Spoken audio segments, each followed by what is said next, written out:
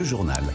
Et c'est peut-être le début d'un tsunami judiciaire pour les réseaux sociaux. Le verdict est inédit. Pour la toute première fois, Instagram et YouTube ont été condamnés par un jury américain à verser 6 millions de dollars à une jeune Californienne qui les accusait d'avoir contribué directement à sa dépression. Alors Anthony Morel, première condamnation dans ce qui pourrait être une série très longue et très coûteuse pour les géants de la tech. Oui, beaucoup parlent d'un moment Big Tobacco. Donc c'est une référence aux années 90. Vous savez, quand les grands fabricants de cigarettes avaient été jugés pour la première fois coupables d'être nocifs pour la santé des utilisateurs, et ça avait fini par leur coûter des milliards de dollars. Et on est dans une configuration qui est un petit peu similaire, puisque pour la première fois, la justice américaine dit eh bien, les réseaux sociaux sont dangereux, ils rendent accro, ils peuvent mener à de la dépression, voire à du suicide, et c'est de leur faute. C'est en tout cas ce qu'estime ce jury californien, que les géants de la tech ont agi de manière délibérée, qu'ils ont fait preuve de négligence dans la conception même de leur réseau, et qu'ils n'ont pas suffisamment averti les utilisateurs de leur danger.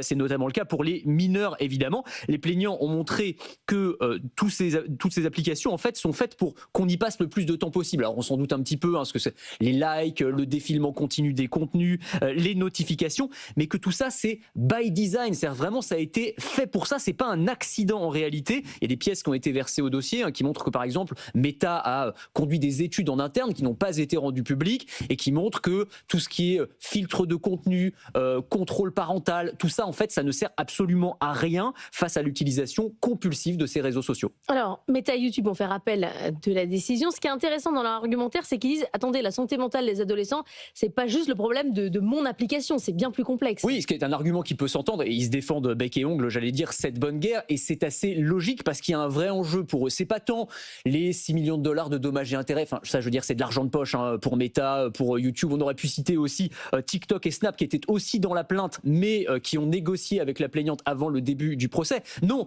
l'enjeu c'est est-ce qu'il va y avoir des milliers de cas comme celui-ci ? Ça va probablement donner des idées à plein de gens, évidemment, cette décision de justice. On a déjà un certain nombre de procès qui sont dans les tuyaux. Au mois de juillet, par exemple, un autre procès qui doit s'ouvrir, qui rassemble 1500 plaintes. Et puis on voit bien qu'il y a une brèche qui s'est ouverte. Il y a eu des décisions de justice, on en parlait hier. Mardi, Meta avait été condamné dans un autre procès à 375 millions de dollars d'amende pour avoir délibérément mis en danger des enfants en les exposant à des contenus considérés comme dangereux. Donc on voit que ça s'accumule.